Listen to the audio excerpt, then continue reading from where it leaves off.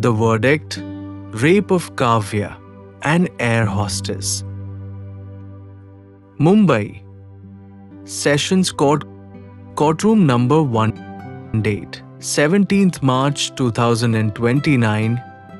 The murmurs inside the packed courtroom were hushed when the black-robed judges emerged from the antechamber and took their seats behind the tall wooden bench. The central hall of justice, ornate and solemn, now braced for a verdict that had captured national attention. Chief Justice D.K. Raghavan adjusted his spectacles and cleared his throat. In the matter of Kavya Deshpande versus Captain Ashish Sharma, after a detailed review of all evidence presented before this court, including digital evidence, the victim's consistent testimony, and the conduct of law enforcement in dereliction of their duty, this bench reaches the following decision. Kavya sat frozen in the second row of the petitioner's gallery, fingers tightly interlaced in her lap. Dressed simply in a white cotton kurta, she was surrounded by her lawyer advocate S.Thatte Deshmukh, her aging parents, and Tara, the activist who had been her pillar of strength. Her eyes were dry now. She had cried enough over the past 3 years. The courtroom held its breath. This court finds the accused, Captain Ashish Sharma, guilty of rape under Section 376 of the Indian Penal Code. Further, we recommend departmental action against officials who failed to file the FIR in time and those complicit in suppressing evidence. The accused is hereby sentenced to life imprisonment. A single, stunned silence. Then gasps. Then a chorus of mobile phones buzzing as news outlets rushed to break the verdict. Some reporters ran out to file stories. Cameras clicked rapidly from the press corner. Kavya didn't move. For 3 long seconds, she could not process the sound she had longed to hear. The words echoed inside her mind, distant yet overwhelming: guilty. Section 376, life imprisonment. Her mother began sobbing softly. Her father squeezed her hand. Tara exhaled a silent prayer. Satyajit placed his hand gently on her shoulder. Kavya slowly stood up, turned toward the bench, and bowed slightly. It wasn't just gratitude. It was closure. The courtroom marshal called for order as the Chief Justice rose. Kavya stepped out of the courtroom into the harsh sunlight. Dozens of cameras flashed in her direction. Microphones pushed forward. Voices shouted, "Kavya, how do you feel? Ma'am, what next for you? Do you think justice delayed was justice denied?" She paused for a moment, then lifted her chin and replied with calm dignity, "I feel finally heard." She walked past the microphones, not victorious, not vengeful, just whole again. As she and her parents entered the waiting car, she closed her eyes and let the memories return. 3 years ago, in a London hotel room, her nightmare had begun. Chapter 1. The London Halt Date. 21st February 2026. Location: Heathrow Hotel, London. The aircraft touched down at Heathrow International Airport a little past 6:30 p.m. The sun had begun to dip below the horizon, casting a golden hue on the sleek windows of the plane. The flight had been long but smooth, and the cabin crew professional as always. Kavya Sharma adjusted her navy blue blazer and took one last look through the aisle before stepping off the plane. "Good work today, everyone," said Captain Ashish Sharma as he exited the cockpit, flashing a charming smile at the crew. "See you all at dinner?" Kavya offered a polite nod and stepped aside. She had been an air hostess for nearly 4 years now, and international layovers were part of the rhythm. But something about this particular halt felt uneasy. Not the city, she loved London. It was the way Ashish had started looking at her ever since head joined 2 months ago. A man of influence and arrogance, Ashish had the charisma of a movie star and the confidence of someone used to getting his way. He was also the son of Union Minister Ratan Sharma, a man known for his brash political style and unchecked power in Delhi. Ashish knew how to command not just an aircraft, but people. As the crew reached the designated hotel, the Windsor Grand near Kensington, rooms were being handed out. Kavya's name was called. "Room 504, the receptionist said, handing her the key card. Kavya smiled and headed for the elevator. As she entered her room, she paused. She had a strange sense that something was not right.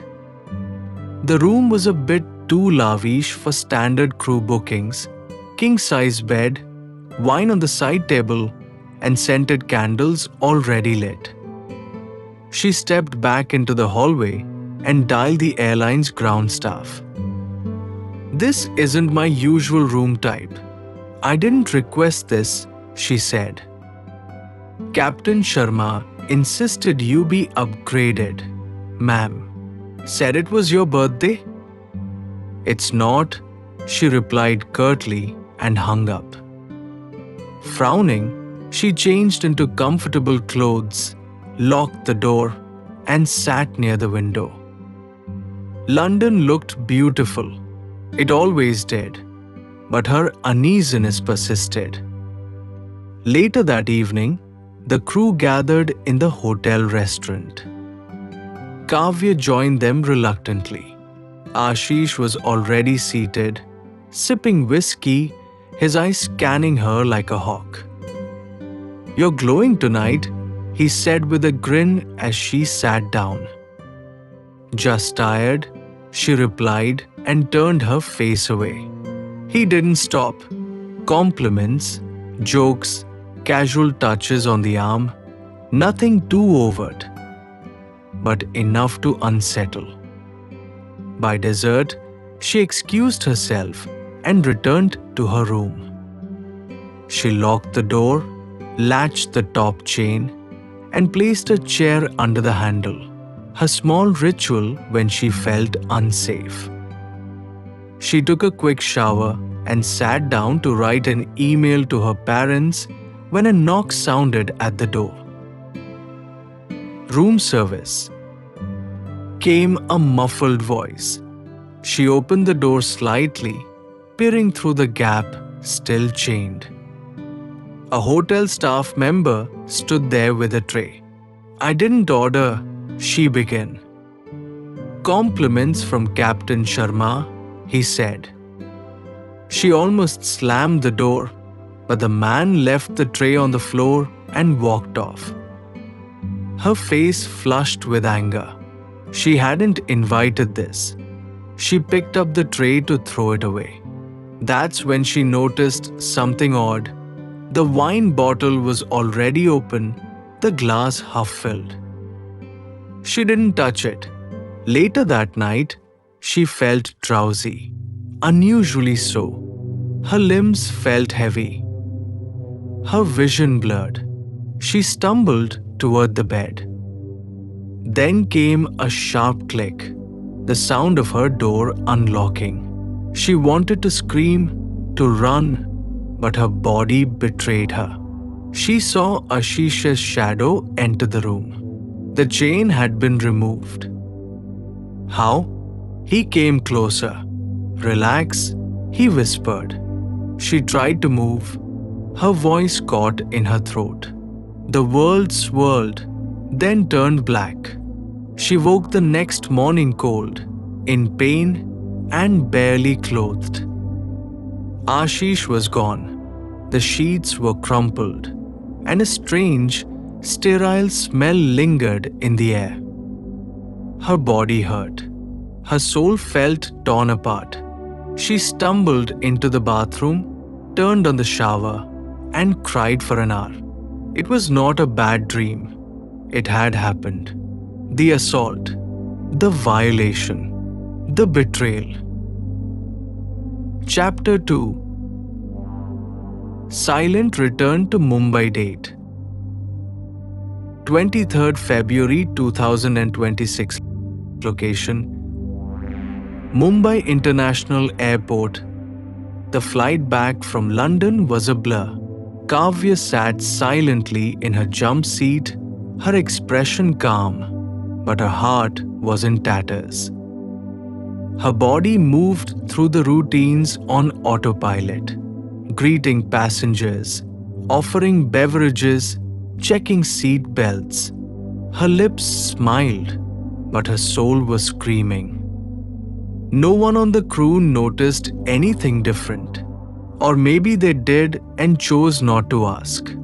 Either way, she was alone. Ashish, seated in the cockpit, was as cheerful and cocky as ever.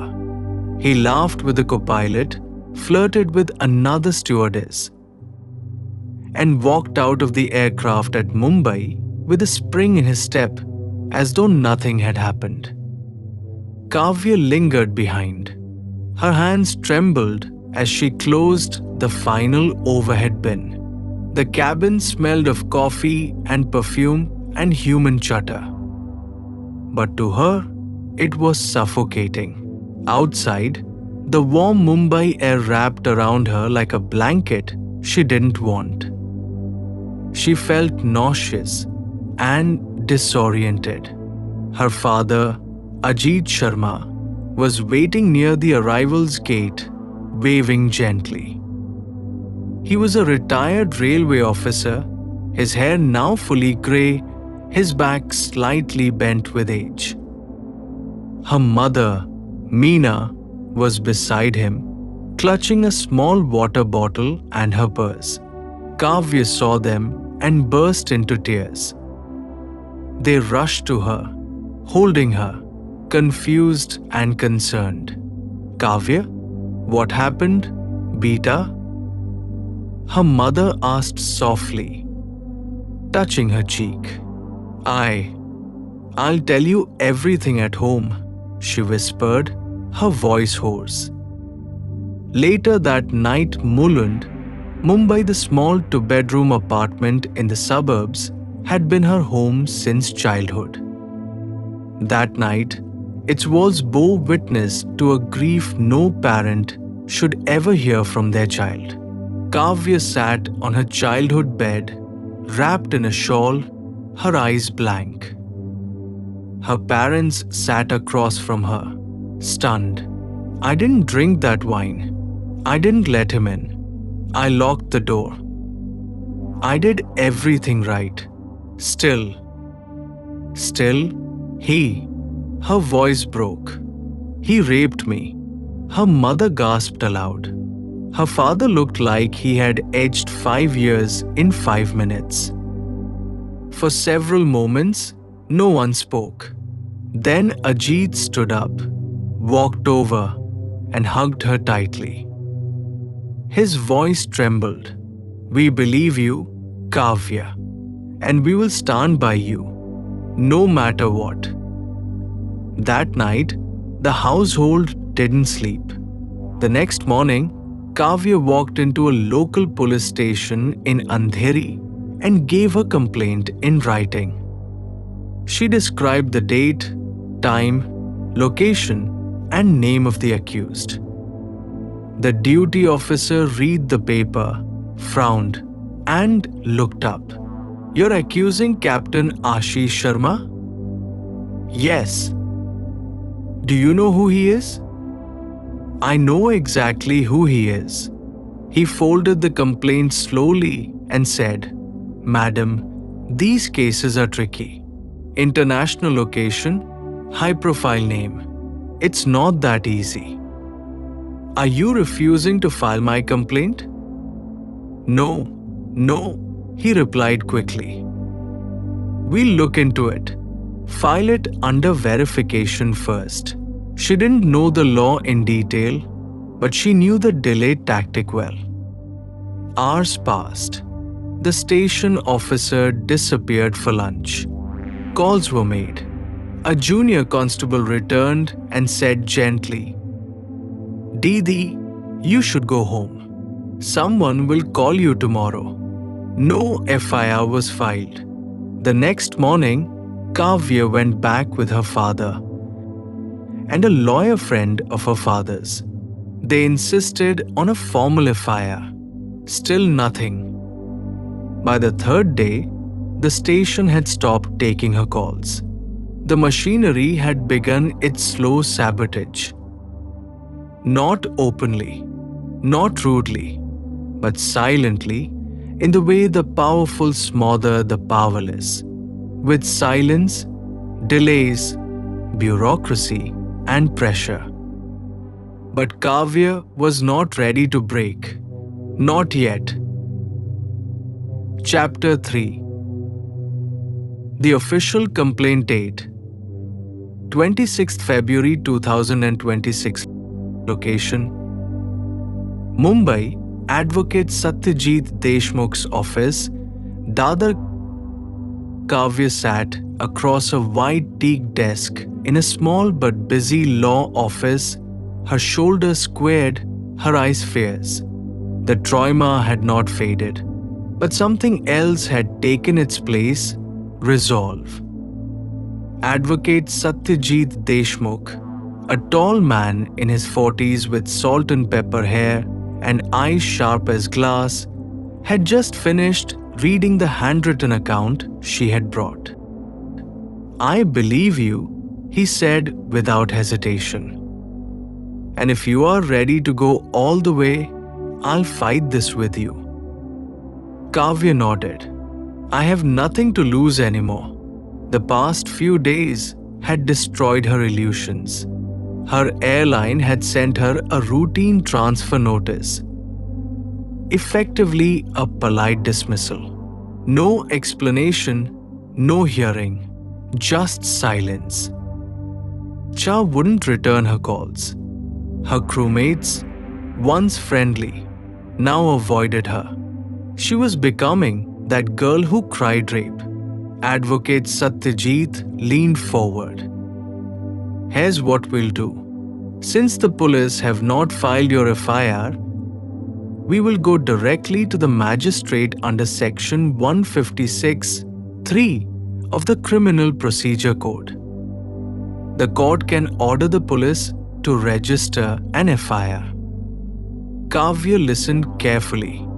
Her father, seated beside her, had tears in his eyes. Her mother sat quietly in the corner, praying silently. "We'll also submit all proof you have: hotel booking records, messages, CCTV footage if available, and medical reports." "Did you get a medical exam?" She shook her head. "No." I was ashamed. "I just wanted to come home." I bayed before leaving. I was afraid to even go to a hospital in London. Advocate Satyajit sighed. "That weakens the physical evidence, but not the case. Your consistency, your report, your conduct, it all matters. We'll build this properly."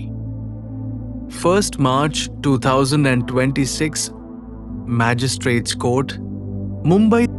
The complaint was filed. The court clerk raised an eyebrow, reading the name of the accused. The judge skimmed the papers and said, "Issue notice. Police must respond in 7 days." The media hadn't picked it up yet, but whispers were beginning. Someone from the minister's office called Kavya's home number that evening. A polite woman's voice. "We hope you'll reconsider, Miss Kavya. These matters can destroy reputations. We can offer compensation, an apology, even a job with another airline." Discreetly, Kavya replied coldly, "I want justice, not hush money," and hung up. 5th March 2026, Andheri Police Station, under the magistrate's order, the police finally registered an FIR. An inspector, looking irritated, read it aloud, barely hiding his disdain. Captain Ashish Sharma, IPC 376, 354, 506. You do realize this is a career-ending accusation? I hope so, Kavya said without blinking. She submitted her London hotel receipts, the photograph of the wine tray left at her door, WhatsApp screenshots of Ashish's suggestive messages before the flight, and a written timeline of events. She even included the names of 2 hotel staff who might remember the service call that night. The inspector sighed. "We'll call him for questioning." 2 days later, a press note was released. Captain Ashish Sharma has denied all allegations. He claims the encounter was consensual and that the complaint is a case of professional jealousy and revenge. He will cooperate with the investigation. And just like that, the narrative began to flip. Kavya became the accuser. Ashish became the respected officer with an unblemished record. Social media went berserk. Trolls posted her photos, called her names, and accused her of attention-seeking. A national news anchor ran a headline, "Ambition or assault? Air hostess files case against minister's son." Kavya shut off the TV. But she did not shut down. She doubled down. Chapter 4. Character assassination date 10th March 2026. Location Mumbai. Across media and social circles, it began subtly. A few obscure websites published grainy photos of Kavya at a party from 2 years ago, arms around friends, a wine glass in hand, smiling brightly. Then came the innuendos. "She's no saint. Look at her lifestyle." If she didn't want attention, why dress like that?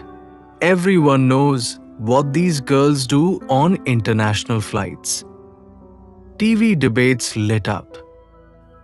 Men in suits and women with exaggerated concern argued her case on primetime panels as if it were a television drama. None had met her. None had read her complaint in full. Yet they all passed judgment. The media narrative was quickly shifting. Ashish, meanwhile, released a carefully scripted video. Dressed in a crisp white shirt, seated beside his parents, he spoke in measured tones. "I am shocked and saddened by these baseless allegations. I have always respected women.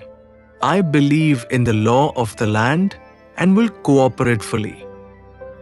But I will not allow my name or my family's honor to be destroyed by lies.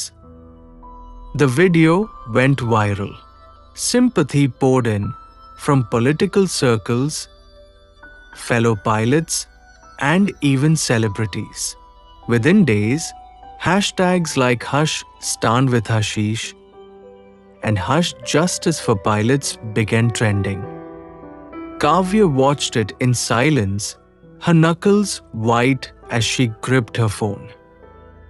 "What about my truth?" she asked, staring at the screen. "What about my pain?"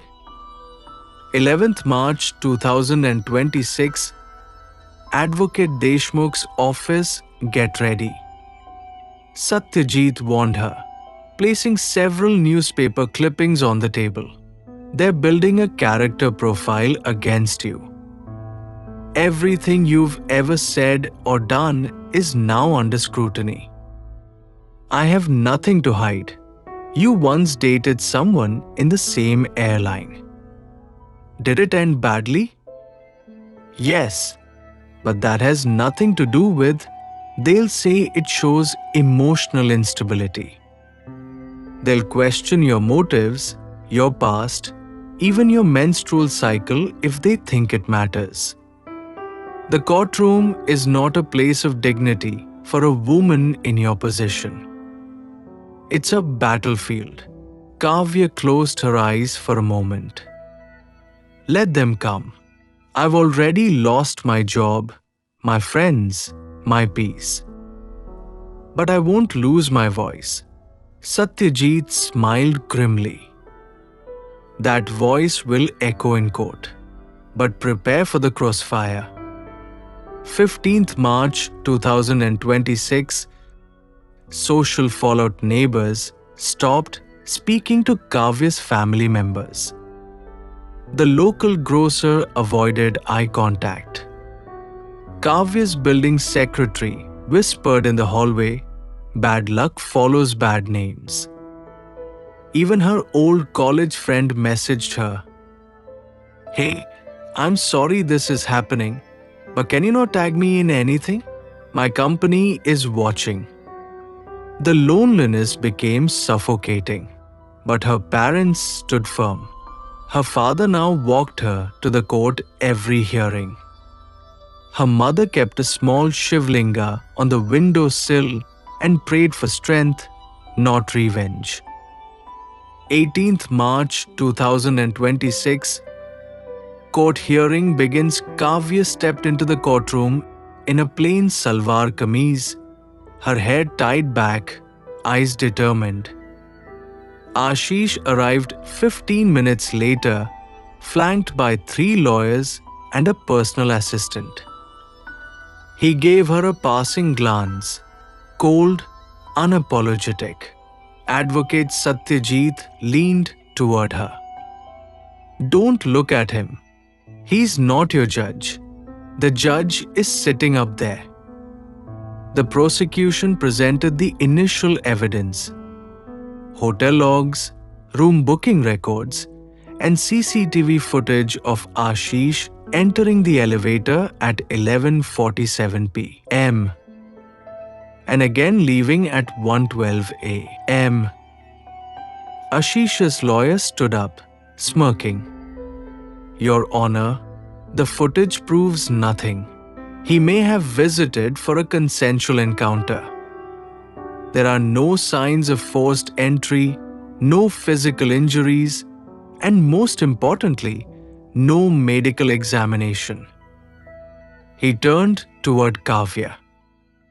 "Isn't it true, Miss Kavya, that you had a cordial relationship with my client prior to this date? That you exchanged friendly messages?" Kavya replied steadily. "Friendly doesn't mean consent." The lawyer pounced. "You didn't object to his flirting before. You accepted the wine, didn't you? You let him into the room." "I didn't. The lock was tampered. He drugged me. But you have no proof of that. Do you?" Silence fell in the courtroom. For a moment, even the fan above seemed to pause. "No," Kavya replied softly. "But I have my truth, and I will repeat it every day until someone believes me." The judge made a note. The court adjourned. Outside, cameras flashed. Ashish's team smiled for the press. Kavya turned her back on them and walked straight ahead. This was just the beginning. Chapter 5. The Price of Truth. Date 25th March 2026. Location Mumbai. Sessions quote the courtroom battles were only a fraction of the war. The real war waged outside, in whispers, side glances, and cold shoulders. Kavya had become infamous. Her name wasn't hers anymore, it was a headline. Every time she walked into the courtroom, she felt stripped. Not of her clothes, but of her privacy, her dignity, her peace. The price of truth was steep, and she was paying it daily. Lost Wings, her termination letter came via email. Dear Miss Kavya, in view of ongoing legal issues that affect the reputation of the airline and the sanctity of our crew's integrity, we regret to inform you that your services are no longer required. No hearing, no inquiry, just an end. Her identity as a cabin crew member, a role she had cherished, worked hard for, and taken pride in, was wiped out with a single paragraph. That evening, she sat alone on the building's rooftop, looking at the sky where planes blinked faintly.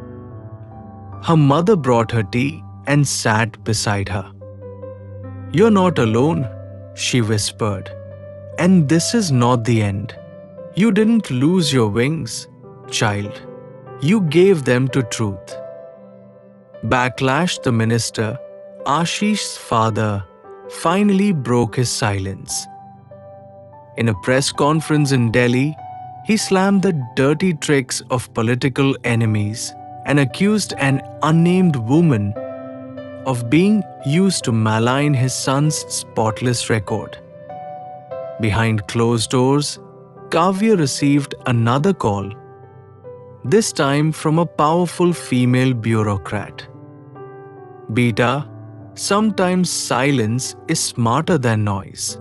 Just think, your parents are old, your career is gone, your future will be a struggle. Why not take a generous settlement and move on?" "You've made your point." "I haven't," Kavya replied. "Because justice isn't a point. It's a process." The call ended in silence. Advocate Satyajit warned her. "They will drag this case out. Their aim is fatigue. Delay. They hope you'll give up. But if you can endure, we will win." "I didn't start this fight to stop halfway," she said. Courtroom.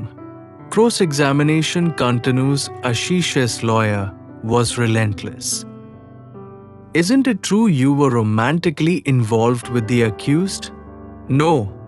"You met him socially multiple times?" "Yes, as colleagues." "You flirted with him in messages." I was polite. "That isn't consent. You had no medical examination, no witness, no injury. Why should the court believe you?" She looked directly at the judge. "Because rape isn't always bruises and screams. Sometimes it's fear. Sometimes it's silence. But silence doesn't mean consent. It means survival." The judge did not blink, but his pen stopped briefly. cost of courage, Kavya's bank account was nearly empty. Her father's pension barely met expenses. Old friends kept distance. Job interviews ended in polite rejections once they saw her name. Landlords wouldn't rent them. Her building's management handed them a subtle eviction notice, major repairs planned, all tenants requested to vacate temporarily. Kavya and her parents moved to a rented 1 BHK flat in a far suburb. The nights were noisy. The walls were thin, but their resolve remained thick. A glimmer of support one day, unexpectedly, an envelope arrived. No sender. Inside was a note. I watched you speak in court. I believe you. My sister went through the same. She gave up. You didn't. Don't stop. A stranger enclosed was a check for 50,000 rupees. Kavya never encashed it, but she kept the note on her bedside table. For the first time in months, she cried not from pain, but from strength. Chapter 6. Trial by fire date 12th April 2026. Location Mumbai. Sessions Court. A legal battle is not just about truth. It is about endurance. By the sixth hearing, the judge had changed. The defense filed a plea to quash the case due to lack of prima facie evidence. A routine procedural delay, but it meant a fresh round of arguments. A restart, a reset. For Kavya, it meant reopening old wounds again and again. Outside the courtroom, the heat of summer rose. Inside, the heat of scrutiny never fell. The diary advocate S.Thatte submitted a new piece of evidence. Kavya had maintained a personal journal, written not for court, not for evidence, but for her own sanity. In it, she had recorded details of that night in London, her mental state, and every step of the aftermath. The court agreed to allow it. Ashish's lawyers pounced. Anyone can write a diary. It's fiction. She's a storyteller, not a victim. But when the judge read the pages, meticulously dated, raw with emotion, fragmented in some places, almost childlike in others, he said quietly, "This isn't fiction. It is trauma on paper." Character on trial. Ashish's defense turned aggressive. They called Kavya's former airline manager to the stand. She was friendly with many male crew members. He said, "Did she ever file previous complaints?" "No." "Sir, so why now?" "Perhaps it's for attention," he muttered. Advocate S.Thatte objected. The judge allowed it to be struck from the record, but the damage had been done. They brought a former pilot. Someone Kavya had once stated, "She gets emotional. She overreacts," he said under oath. Kavya stared at him. The man she had once trusted, now used as a weapon against her. Her throat burned, but she said nothing. After court that day, she asked Advocate S.Thatte, "Is this what justice looks like?" He replied, "No, this is what justice costs." Ashish takes the stand. It was time. Ashish, clean-shaven, composed, spoke as if reading a script. "We had a casual, adult friendship. That night in London, she invited me for a drink. It was consensual. To adults. Nothing more. Did she ever say no?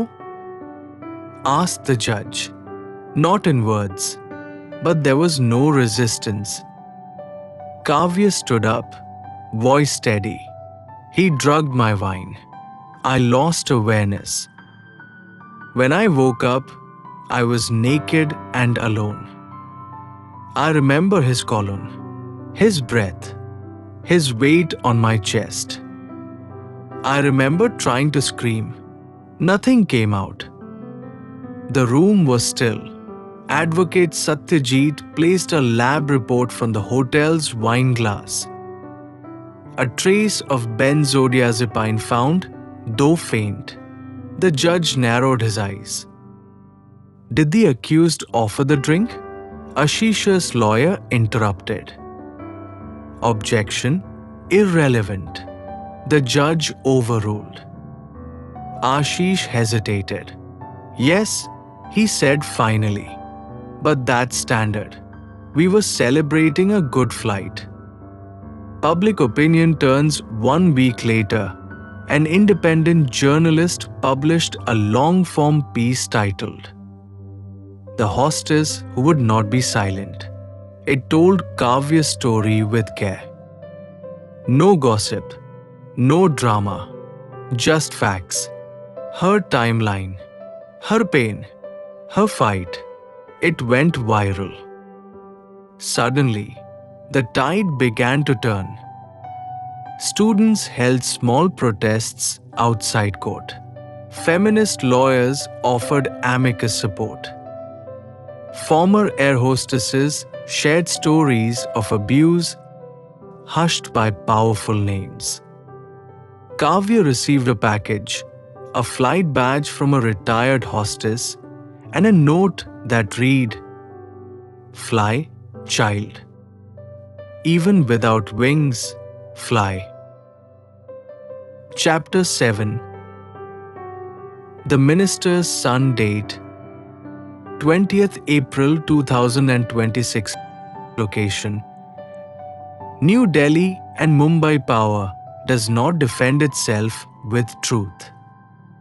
It defends itself with influence, manipulation, and silence. Ashish Sharma, son of Union Minister Dinesh Sharma, had always known privilege, not just wealth, but immunity. From school brawls to college misconduct, his father had quietly handled it all. This time, it wasn't so easy. The courtroom wasn't bending. The victim wasn't backing off. And the press had begun to take notice. Delhi. Behind closed doors in the posh government bungalow of Minister Sharma, panic was mounting. "What do you mean, she won't take the money?" The minister barked at his son. "I offered. Through 3 people. She threw it back." And the court? This S.Thatte fellow. Who is he? A private counsel. Pro bono. Some crusader. The minister paced. "You've embarrassed me in Parliament. The media vultures smell blood. If this girl wins, we are finished." Ashish stayed silent. The minister called the police commissioner. "Delay everything. File procedural reviews. If nothing works, we go nuclear." Nuclear? Discredit her. Utterly. Mumbai. Attack on reputation. The next morning, a new whisper campaign began. News portals ran vague headlines.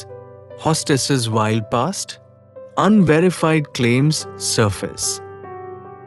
Sources say she was obsessed with the pilot. A fabricated, leaked video surfaced. A blurry figure resembling Kavya, dancing at a private party, made to suggest promiscuity. Kavya was shaken, but not broken.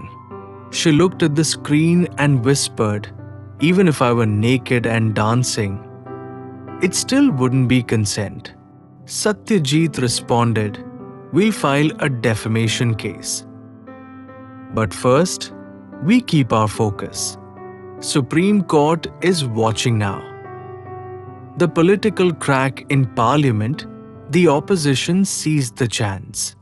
A young MP stood up and thundered, "How long will this government protect rapists? This is not a family dispute, it's a criminal case." This is the Me Too moment they wish to bury. Hashtags began trending. Hush justice for Kavya. Hush minister resign. Hush rape is not political for the first time. The ruling party distanced itself from the minister. Ashish's cracks begin to show in court. Under renewed pressure, Ashish was called back to the stand. This time, Satyajit had sharpened his blade. "Mr. Sharma, are you aware benzodiazepine traces were found in the victim's bloodstream? Could be from anything. Like the wine you offered? She asked for it. But she remembers nothing from that night until pain and fear woke her up. That's what drugs do. They silence. They erase." Ashish fumbled. She wanted it. Did she say yes? Silence. Did she say yes? Ashish? No. The word hung like a gavel strike. Private fallout. Ashish's girlfriend left him. His social circle shrank. Sponsors backed out of his side aviation business. He sat in his luxury flat alone, scrolling through hate messages and death threats. And for the first time, the man who had smirked through hearings sat still. Back in her one-bedroom flat, Kavya looked out the window. The breeze from the sea brought no comfort, but she smiled faintly. "He's starting to feel what I felt," she told her mother. Alone, hunted, unheard, her mother touched her cheek. "But you still stood up. That's what makes you different." Chapter 8. The media storm date. 28th April 2026. Location: Mumbai and national airwaves. When truth met tenacity, the tempest that followed was merciless. The media, sensing a story of systemic power versus a lone survivor, descended like vultures, some seeking outrage, others seeking redemption. Primetime Spotlight, a leading news channel, invited Kavya for a live discussion. Its banner read, "Rape allegations rock aviation, air hostess versus minister's son." Kavya sat under glaring studio lights, her face composed. Across from her sat a popular anchor known for combative interviews. Anchor, leaning forward, "Miss Kavya, do you realize that careers and reputations have been destroyed by this case? Do you have any regrets?" Kavya's voice was calm but firm. "I regret nothing except that it took me so long to speak out. Regret that the system tried to silence me rather than protect me." The audience, both in studio and at home, held its breath. Tweet storms exploded. Hashtags "Hush Wings of Truth" and "Hush Stand with Kavya" trended nationwide. Counter-narratives and redemption within hours, two distinct camps emerged. The skeptics, opinion pieces questioned her timing, dredged up minor inconsistencies, and insisted the court should be the only judge. The supporters, influential columnists, wrote empathetic editorials. Women's rights organizations published open letters. Celebrities posted messages of solidarity. A respected film actress tweeted, "Kavya, your courage gives voice to millions who suffer in silence. We stand with you." That single tweet was shared tens of thousands of times within an hour. Social media as a battlefield on Instagram, Kavya's private account, once used to post flight selfies, was hacked. Fake confessions were posted, purporting to show her in compromising situations.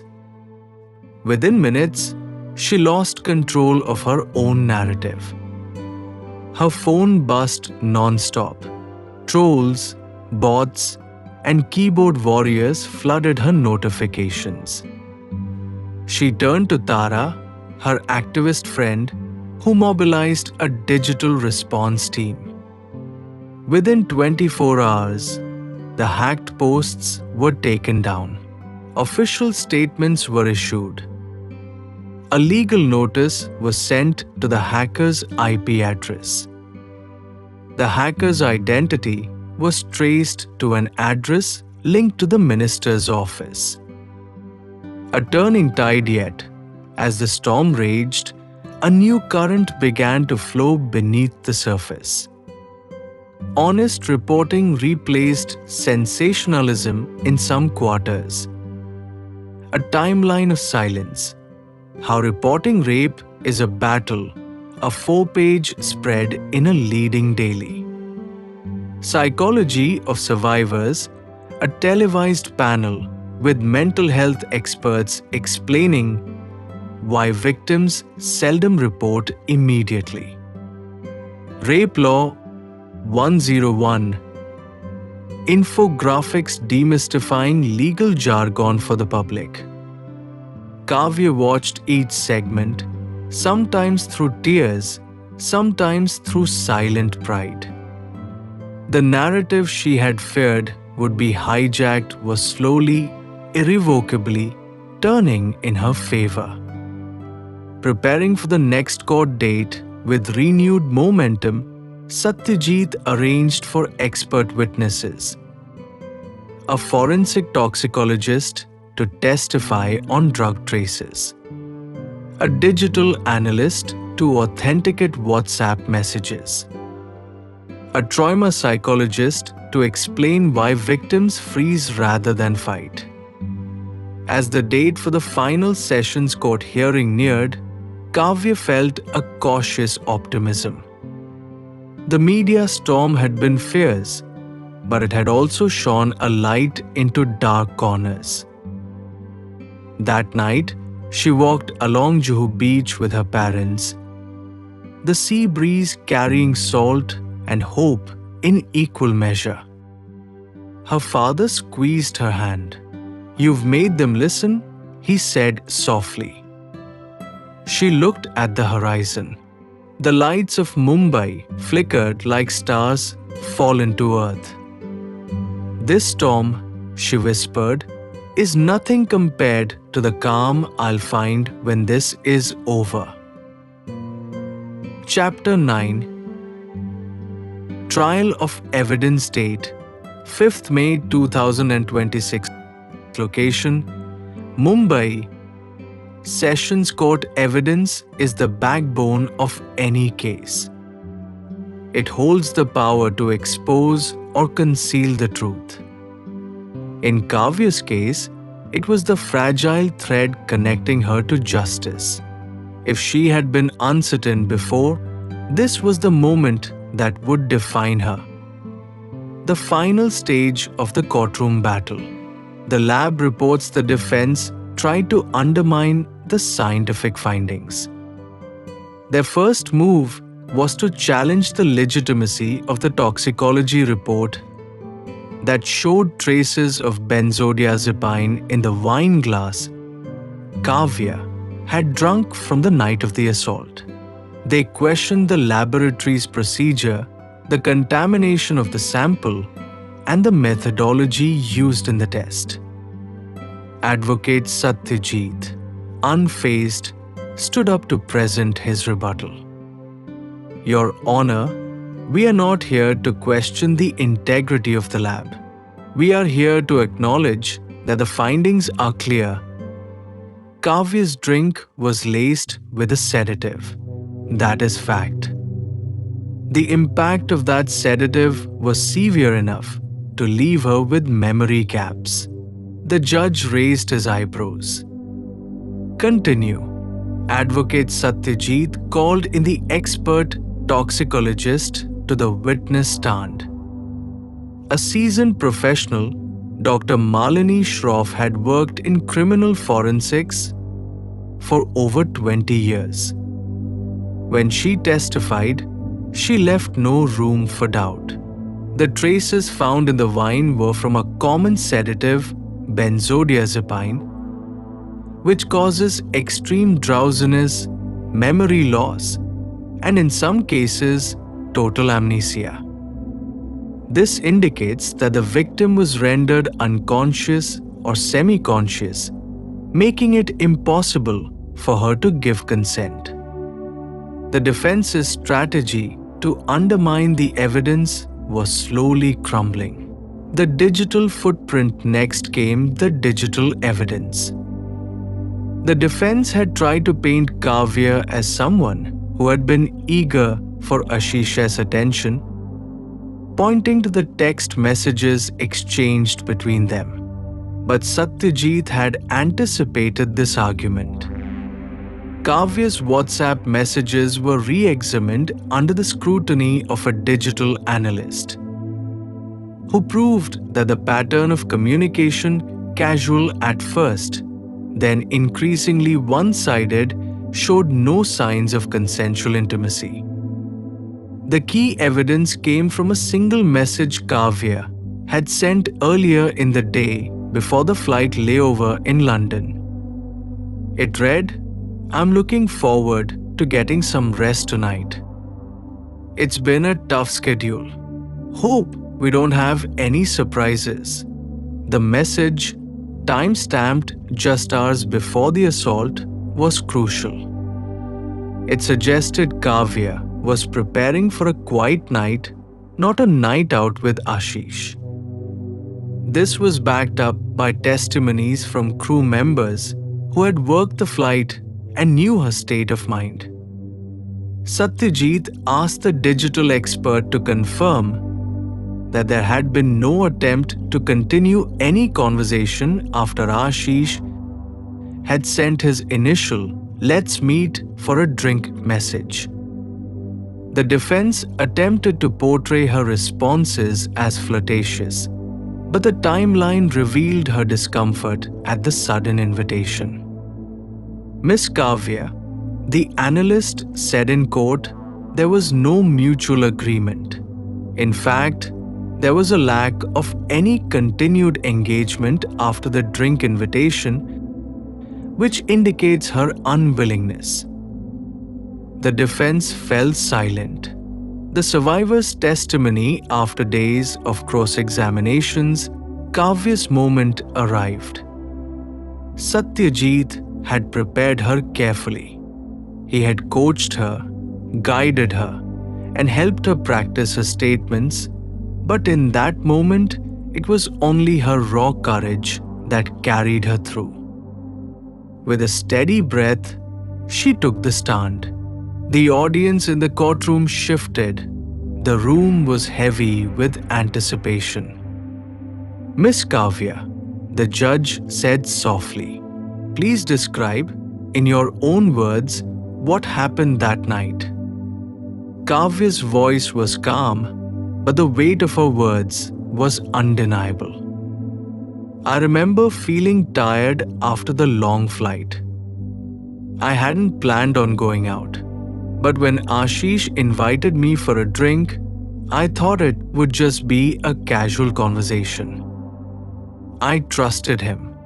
At least, I thought I did. I don't remember much after that drink." Her voice cracked slightly, but she regained control. When I woke up, I was on the bed. I felt violated. Ashish wasn't there. I was alone. The judge paused, watching her intently. Kavya continued, recounting the details of waking up, the disorienting panic, and the overwhelming feeling of betrayal. She described the suffocating silence that followed her return to Mumbai, her unsuccessful attempt to seek help, and how she had fought for justice against the overwhelming tide of political pressure. But I couldn't remain silent anymore. Not when I knew what happened. Not when it could happen to someone else. Her eyes met Ashish's for the first time in the entire trial. "I'm not here for revenge," she said. "I'm here because no one should have to go through what I went through. Not in silence. Not with fear. Not with shame." The room was still. Even the defense was silent for a moment. The weight of her words was undeniable. The closing argument advocate S.Thatte stood up to make the closing argument, his voice ringing out with conviction. "Your Honor, we have presented irrefutable evidence that Kavya did not consent. We have shown the toxic substance in her drink, the lack of any mutual agreement, and the psychological trauma that follows such an assault. This was not a consensual encounter. This was a violation of her body and mind." He turned to face Ashish. "A man who claims to care for someone does not drug them, does not take advantage of their vulnerability. And yet, that is what we are dealing with. The defendant must be held accountable for his actions, not only for Kavya, but for every woman who has ever been silenced." Advocate S.Thatte paused, allowing the weight of his words to settle in. "We are not asking for revenge. We are asking for justice. And justice demands that the truth be heard, no matter how hard it is to hear." Chapter 10. The final verdict date, 15th May 2026.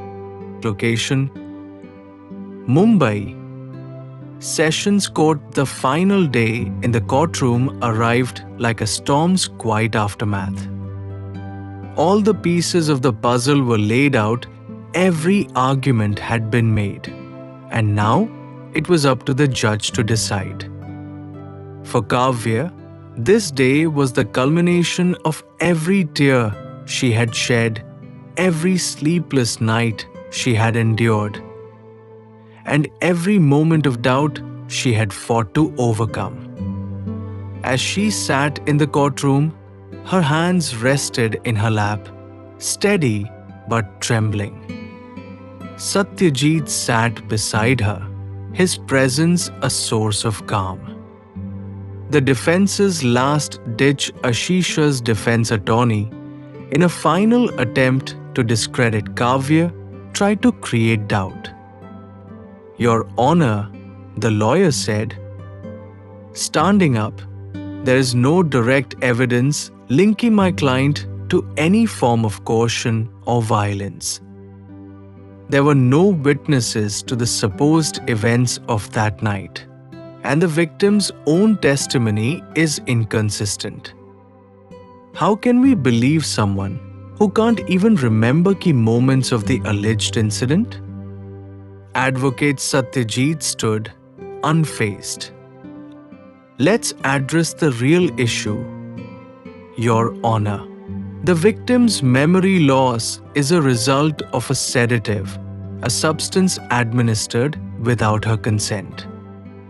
The victim's testimony is consistent with the effects of the drug and the trauma she endured. This is not about inconsistencies in memory, This is about a man who used his power to exploit a vulnerable woman. The courtroom remained tense. Ashish's lawyer had resorted to character assassination once again, attempting to paint Kavya as unreliable. But advocate Satyajit's rebuttal had held firm. Kavya's final stand as the judge adjourned the courtroom for a brief recess. Kavya felt a surge of nervous energy. She stood up and walked to the bathroom, her footsteps echoing down the long, silent hallway. She looked at herself in the mirror. There was a woman staring back at her, stronger, braver than she had ever known herself to be. She had fought this battle, not just for herself, but for the countless others who lived in silence. This was bigger than her. It was for every woman who had been told to stay quiet, to be submissive, to never speak the truth. When she returned to the courtroom, her heart was pounding, but there was no turning back now.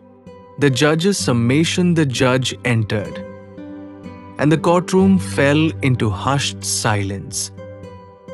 His voice echoed through the space as he spoke, weighing each word carefully. This court has heard all the evidence, and it has witnessed the courage of the victim, Miss Kavya. Despite significant pressure, despite the high status of the accused, she has remained steadfast in her pursuit of justice. He paused, glancing over at Ashish, whose face was hard with defiance. This court has also heard the defense's arguments, which have attempted to create doubt. But in this case, doubt does not stand. The physical evidence, the digital evidence, the expert testimonies all point to a singular conclusion. The judge's eyes turned to Kavya. Miss Kavya, you have endured an unimaginable ordeal. You have done what many would have feared to do. You stood your ground and demanded justice. This court recognizes the courage it took to bring your case forward, and I commend you for that.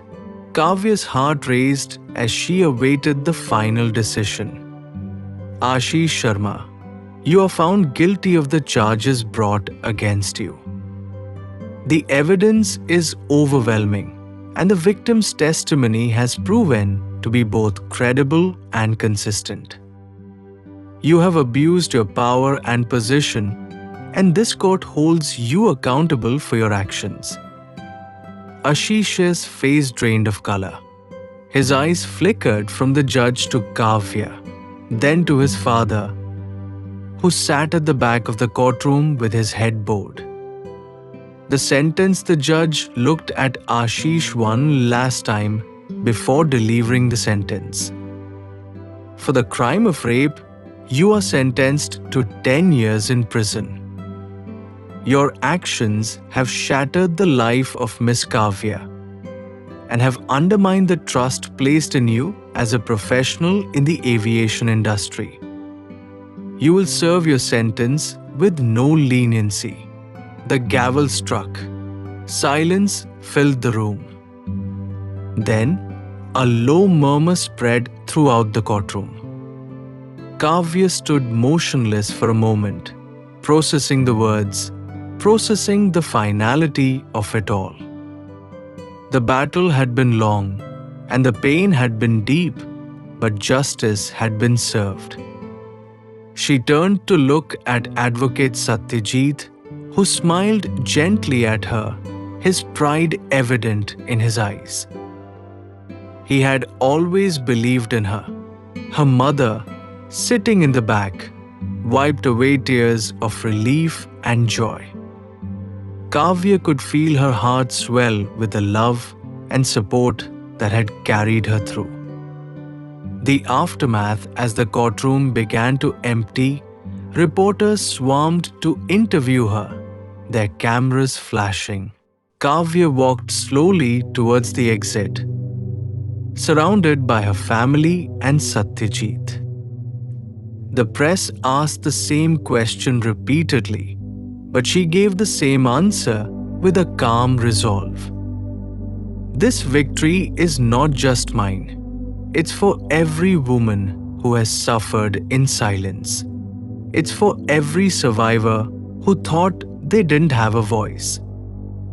It's for every woman who has been made to feel small, insignificant, or invisible. I want them to know that they too can fight. Outside the courthouse, crowds gathered. They cheered, waving banners with her name. In the distance, a few women from the feminist movement stood with signs that read, "We stand with Kavya and justice for all." Kavya knew this was just the beginning. The road to healing was long, but she had taken the first step. A new beginning months later, Kavya's life slowly began to return to a sense of normalcy. She had moved away from the media spotlight, choosing to focus on her recovery and advocacy. She worked with several women's rights organizations, helping other survivors find their voices. Her parents were proud of the woman she had become, brave, resilient, and dedicated to helping others. Kavya knew her journey would never truly be over. The scars, both physical and emotional, would remain, but they would no longer define her. She had won the battle, and that victory, however hard won, would always be hers.